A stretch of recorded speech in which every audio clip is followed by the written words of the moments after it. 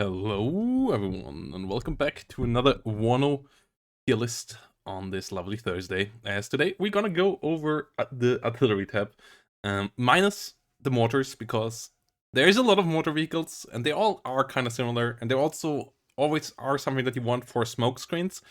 So they don't really fight for the same role as the other artillery pieces, and you always want to have one card of a mortar in there in your artillery tab usually. So I cut them out here so that the tier list is somewhat coherent and not too long, as you can see, already have a lot of units to go over, though a couple of them are just reskins of others.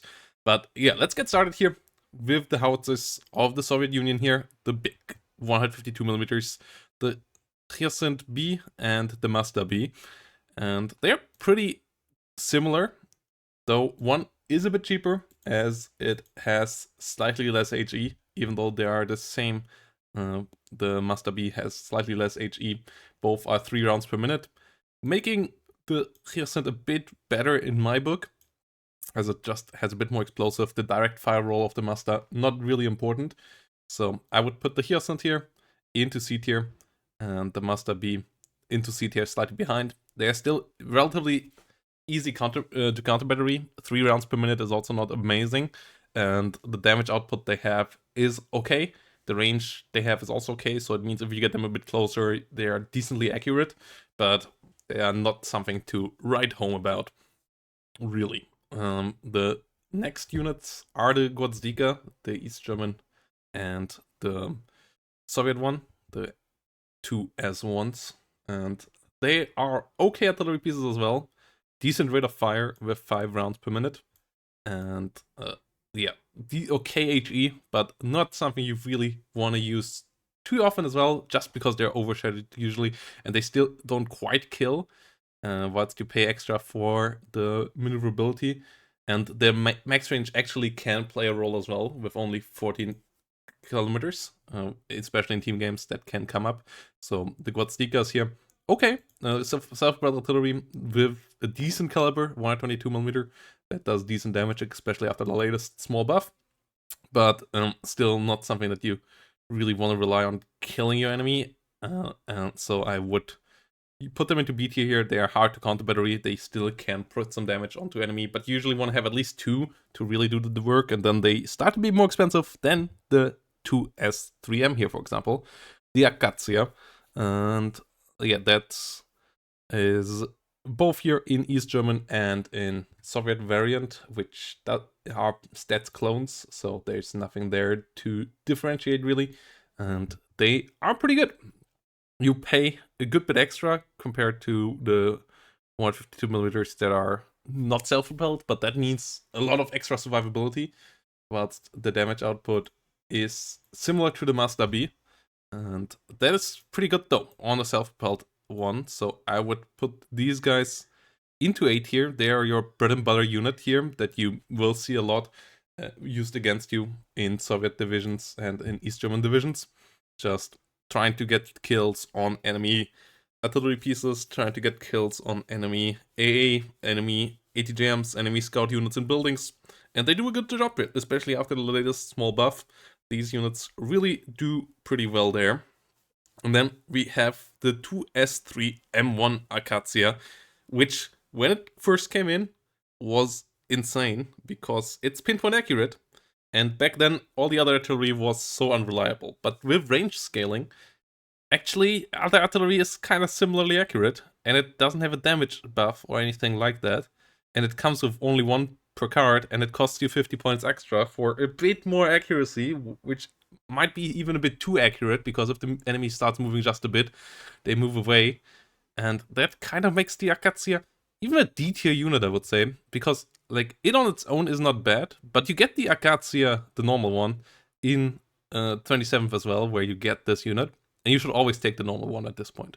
So I would put this actually into D tier, just based on like its position in the whole system. Like maybe on its performance wise, it would be a C tier division on its own, but with there just being a normal card of Acacia that just outclasses it every time, I would just put it into D tier here right now. Then the next howitzer piece, the Hyacinth, S on self-propelled with great rate of fire, with the autoloader, and that's an absolute S tier unit. Has the same damage output as the Acacia per shell, and for only 20 point extra, you get a lot better rate of fire. You even get a bit more range out of it as well, meaning it is also more accurate, like a good bit more range. So it's just a way better vehicle, and it murders stuff. Like these autoload artillery pieces, after the latest HE buff to artillery, they just completely annihilate. This unit alone making 6 viable at the moment. Like this is, together with the Buk, the thing that keeps this above other Soviet divisions in some regard. Like those 2 units just really shredding, and that makes it really scary to fight against the 6. So yeah, Hyacinth here in S tier. Malka, I would put in high A tier. This is a really good unit as well. It does a lot of damage per hit, and if you hit an enemy ATGM position or so on, you for sure kill it. But rate of fire is not super amazing, and its aim time is also quite high, so it might be that the enemy is just moving away. But range is good, accuracy is good, damage is good. Malka is still an absolute workhorse in KDA if you want to go for the artillery-based version, the gun-based version. Obviously, KDA we will see a couple more times in this tier list coming up with strong stuff, so there might be even an argument for not picking that. Then we have the AMX of1, which is even better than the Hyacinth. It just does a slight bit more damage. It has a bit less range, so slightly worse accuracy, but that doesn't really matter. It is also a slight bit faster off-road. It means it can dodge counter battery a bit better. It has frontal armor and side armor, means it survives a bit better as well. And it has a 50 cal and costs the same price. So yeah, this thing is shredding things. It's the best howitzer-based artillery in the game at the moment, and it really kills things left, right, and center. Like against 5th lane day, if you aren't careful, these things will eat you alive. The MX-1 is really one of the secret weapons. Like you think it's the tank division, it kind of is an artillery division. Like if you stand still, these things will kill you, and they get 2 cards of those as well. So you can get up to 4 of these against you, just like with the Hyacinths, and that's really, really strong. Then the BM21 Grad, which was high A tier, maybe S tier last patch. I would put the Grad itself now to B tier with the accuracy nerf. It is still a unit that you want to use quite a lot. It is pretty expensive to use, so you need to get the supply ready to use it. And it brings decent damage to the battlefield, but it doesn't quite kill as efficiently anymore as it did last patch. You need to get it a bit closer to the front line and so on. It still does a lot of good work, and you still want to use it quite often, but you need to have the supply ready to use that, and it's not as efficient a killer anymore as it had been last patch, where it was really overperforming heavily thanks to the rockets always landing pretty close together and just murdering the enemy there. And yeah, the BM21 Napalm, on the other hand, that's still in 10v10 it's an S tier division, S tier unit for sure. In 1v1 I would put it as an A tier unit, the Napalm BM21, as it is really expensive and it has an insanely long reload time, but you don't want to fire the whole salvo at once, so the reload comes like in increments. Just that after once you have fired it all, you really need to wait for a long time with the 330-second reload time, and that's holding it back from being higher here. You can do still strong shenanigans with it with KDA.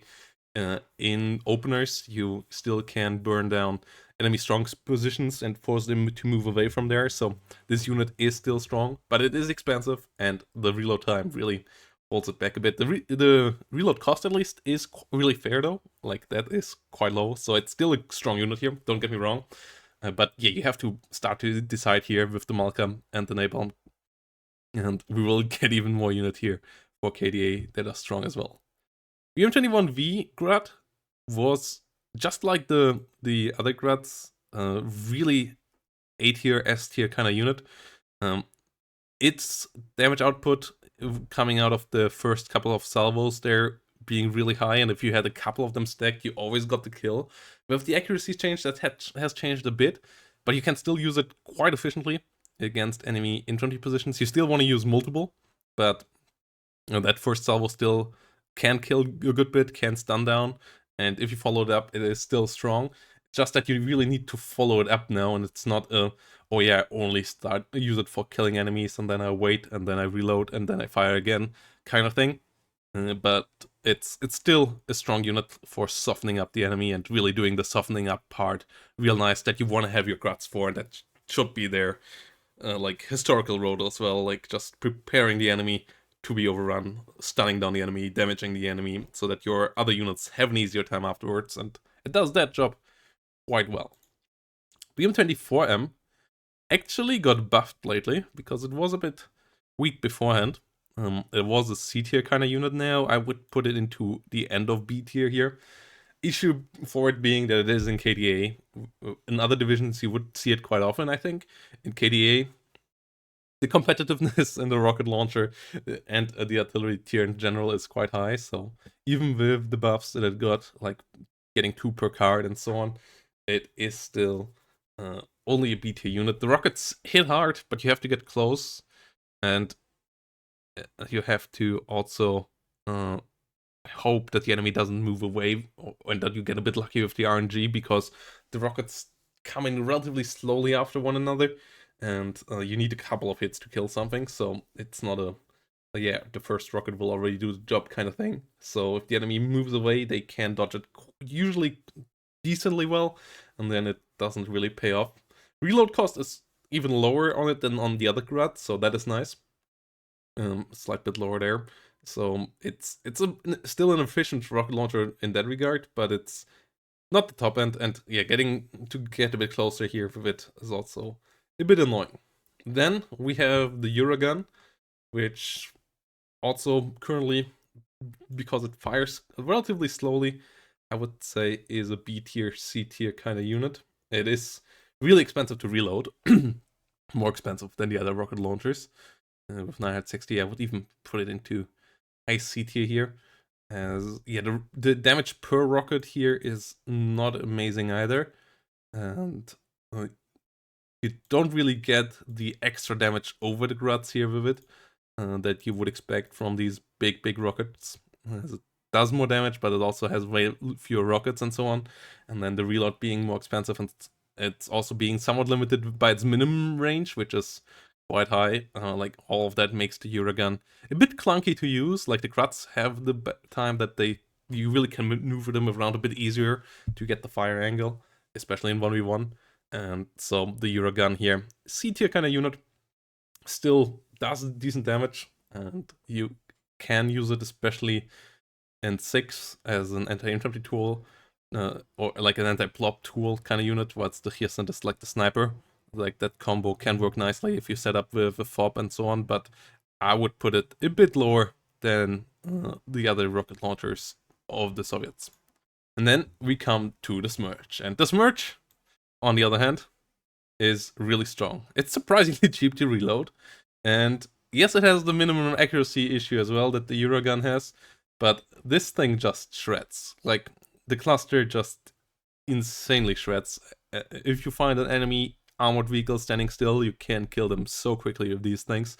And yeah, those big 8 each AP rockets just really annihilate anything, and that makes it super scary, like hitting top armor and so on. These really shred through the enemy, and the Smerch, an S tier kind of unit, potentially.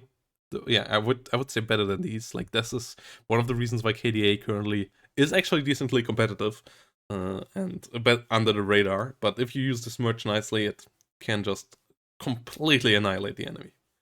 And now we come to a long list of howitzers, starting with the D20s.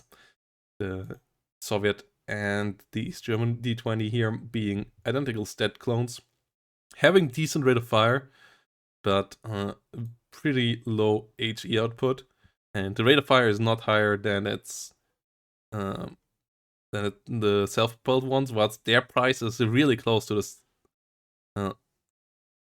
Like, you know, the rate of fire, yeah, like it's not really much that amazing. The D30s being the one with the quicker rate of fire, the D20s here. Yeah, really relatively low rate of fire, relatively low range as well. And the damage output per hit, okay. Accuracy due to the range, also not amazing. So D20s here, I would put into C tier. And then, yeah, the D30s. With transport, they are only 25 points cheaper than the self-propelled variant, basically, of them. With, yeah, similar performance, 14,000 meters range, and so on. And there I would just say, as you usually also get the Quadzika or the East German variant there of the 2SN, 2S1 in these decks, usually you should go for those. But the D30 is just not really worth it. So D30s kind of would put you into D tier, the Dejant one into C tier because you don't have another option there, and there it does the job kind of okay. But the Soviet ones and the East German ones, it's like you usually shouldn't use these. The high rate of fire doesn't really compensate you too much for them being counter-batteried quite easily, and they still cost you a good bit. Like, that's what's the damage output is okay, but not great.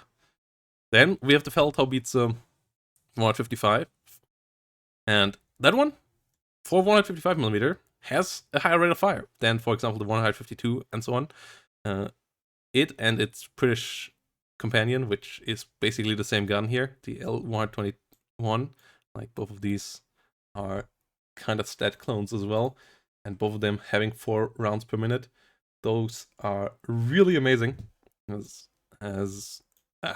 for howitzer level, and really amazing for howitzer level. Gets them beat here. Like, I would say even above the Gwozdika's here, as you can use them quite efficiently. They are a good bit cheaper than your normal 155mm gun, plus the high rate of fire.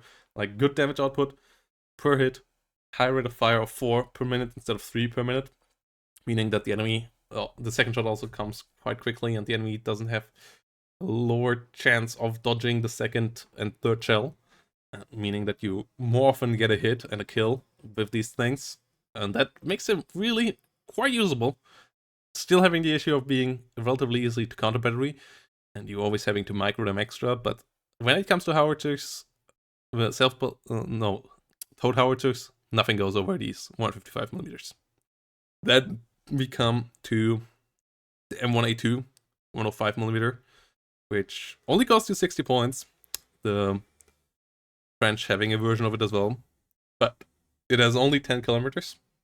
It only has 5 rounds per minute, so it's not super fast firing, and its DPS is really low. Whilst due to its low range, it has to go close to the front line, plus it has pretty shitty accuracy still, and all of that leaves it as a D tier kind of unit here. I would put it like even behind all of these. You shouldn't use them. It's also the cost range of mortars, and also kind of use case of mortars, because you have to get them quite close to the front line and so on. And at that point, just use mortars. Like, these two are just not worthwhile, and I would just use mortars instead of these guys. With its British counterpart, the British 105mm, being a good bit better, as it has a lot better range, and with that also a lot better accuracy, and that makes it somewhat worthwhile here. 65 points is super cheap, and this one actually can be used as a real artillery piece from a bit further back, while still dealing some damage, and it only costs you 5 points more.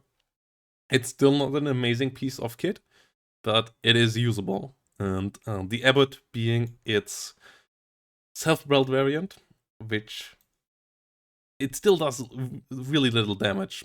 That's the issue of these 105mm. So I would not put it above C tier. It doesn't have a rate of fire advantage over the 122mm guns here, whilst having the same rate of fire. So the DPS of the 122mm is a good bit better, and artillery is a lot about that, as you want to get a kill with a salvo, and these 105mm don't guarantee that. So you need a good couple of them, and at that point then it's like you pay so much that you might as well get something bigger. So C tier for the abattoirs.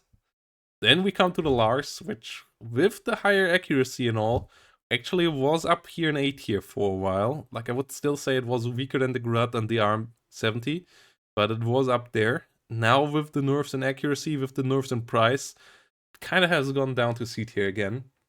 Still relatively cheap to reload and all, and still can saturate okay. But when it comes to rocket artillery together with the Uragan, it's on the lower end, a bit better than the Uragan, I would still say, from the efficiency kind of perspective, but not really. Like, yeah, it's on a similar kind of level. Lars, like the reload time is good on these things. Like that's a nice thing, but not really better than on the Grad or anything like that. And yeah, the Lars rockets are still not the greatest. And then we get to the M30 World War II vintage, which is a 122mm gun, and it has the same damage. It has lower range, but same rate of fire, and is a decent bit cheaper. Still not a great thing to use. I would put it into low C tier here, with just being a bit more useful than the D30s here, with the a bit less useful than the Dejant D30, where you kind of need to use the D30, but yeah, here around there. M-46, that's a decent howitzer, 130mm, 4 rounds per minute, in a decent in-between spot there. And not as good as the other 4 rounds per minute howitzers, as it's only a 130mm, and it has a lot less HE output, like nearly 1 HE difference there. So it's, I would say, around here. Its price point is competitive compared to the 152 and so on, and the rate of fire is helpful as well. It's pretty accurate thanks to its long range too, but it's not a great tool either. So I would just put it into C tier here, higher C tier as well. 105mm, that one is in the airborne. You sometimes have to use them. They are not great though. And it has a bit longer range than the other 105s, a bit less than the British one, but you pay the same price as the British one, so it's a good bit weaker there. I kind of actually would put it into high D tier. Like, it's a unit that you sometimes have to use, but you really kind of shouldn't. Like, usually mortars are just a better option. Like, you see it around with 82nd and 101st sometimes, because the options there are a bit limited. In 101st, you at least get the howitzer that we will get to in a second as well. But yeah, this one is not great. 14km range makes it a bit better here, and the 5 points for that is fair, but it's not much better than the other 105s and kind of useless in its role. And then we have the M198 155mm, which unfortunately, unlike its British and German counterpart, is a bit older and doesn't have the extra rate of fire. So it just goes around where the 152mm howitzers are. It's a bit cheaper, so that actually kind of pulls it up. It has a bit lower range as well, but yeah, the cheapness of its price makes it useful, and Berlin Command and 101st really don't have any better options, so you use it. It's okay in that role, but it's a good bit weaker. 5 points for 1 round per minute is a really cheap bargain here for these other howitzers, and it's a good bit worse than those. Still, decent bit better than the other howitzers here. Like, the American one is still pretty fine. Then we come to NATO's self-propelled stuff, and a lot of things to go through here. The standardized American variants. M107 coming in here, and this one with the latest buff and its cheaper prices that it got over the years has come up to a B tier kind of unit. Like, I would say even above this. It still is on the low rate of fire of the other big guns, like the Malka, like the MLRS, while it's being a good bit worse in HE output, so its overall DPS is a good bit lower. But with its first shell, it still sometimes can one-hit things, like stingers or ATGM teams, and that can be helpful. And it is okay from the price point perspective now as well. Not great, but it does its job okay. M109s, your classic workhorse, basically the equivalent to the Acacia. There is slight difference between the German and the American versions. And the American version is obviously having a 50 cal versus an MG3, but also having slightly less range. So the German one is a bit more expensive, but the extra accuracy, I would say, is worthwhile. And then the British one is the same one, and that one, yeah, goes just here next to the American one into B tier.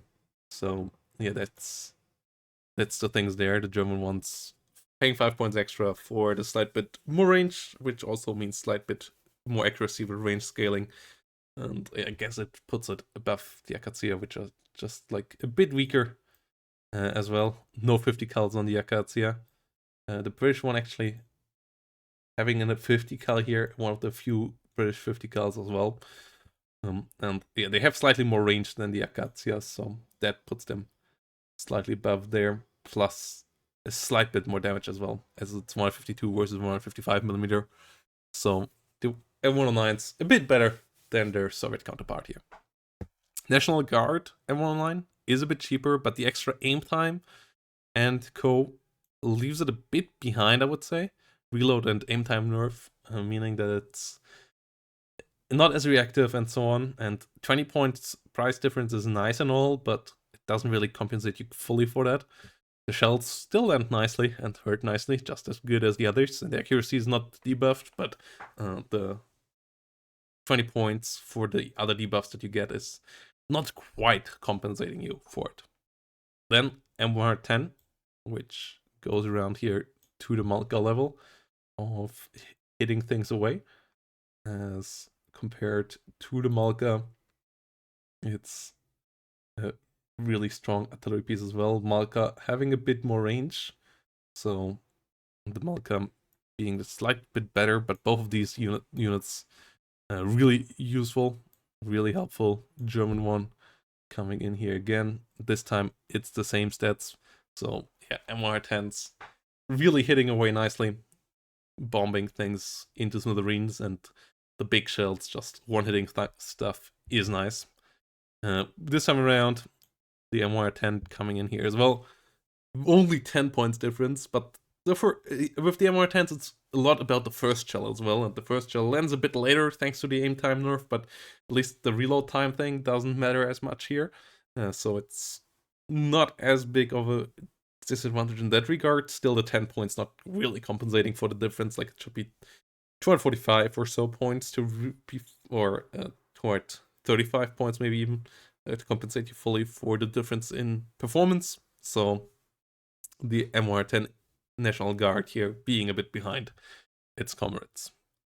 Then we come to the MLRSs here, and we have the Mars, the M270 and the British M270 all being the cluster variant, which is identical in stats, just slightly different names.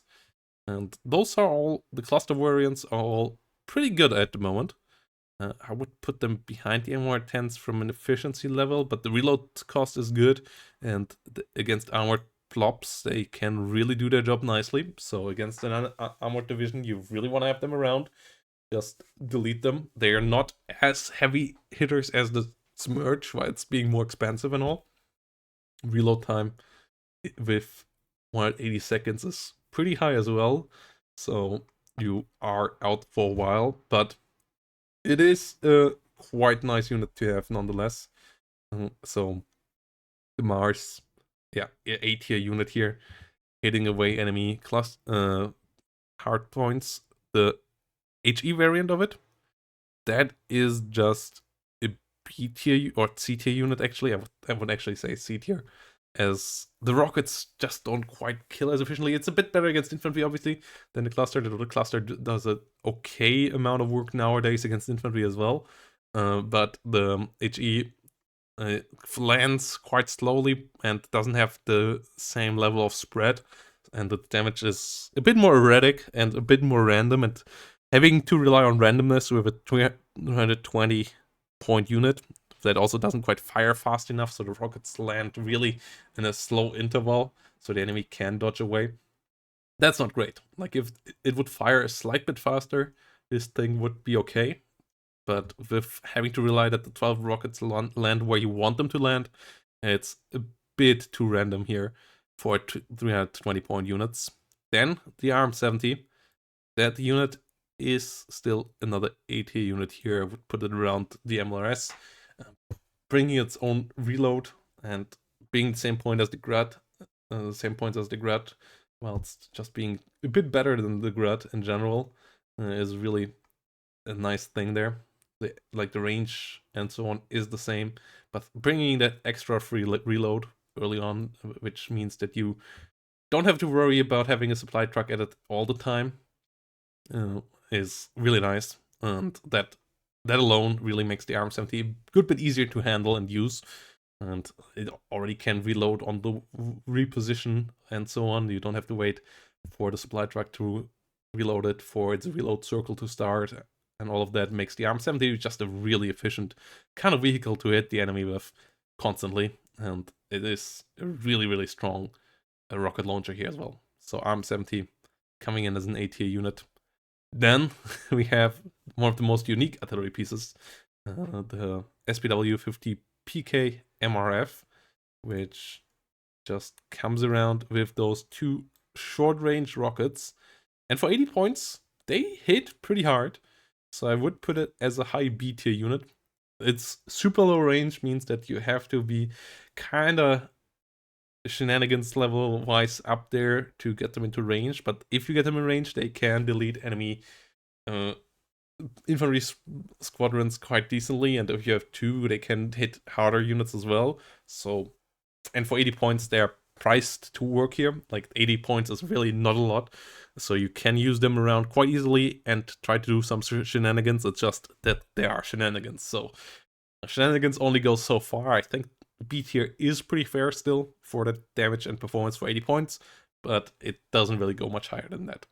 Then the Buratino, still a D tier kind of unit, especially in 1v1, as the reload cost is still insane, the range is still limited, and it's its damage output is okay again, but it's just not really priced to move. Like the price cost and the reload supply cost, especially in 1/19th, just doesn't work.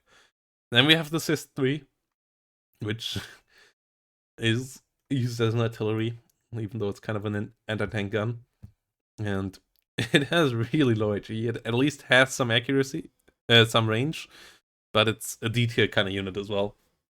Like the super low HE of it. It has a bit high rate of fire, but only one more than like the 105mm and the 122mm. So it only gets up to D tier here as well, being a unit to move around with. So this ends up with this list here. Buratino and the howitzers in the end. And yeah, this merge, MX-1 and Hyacinth on top.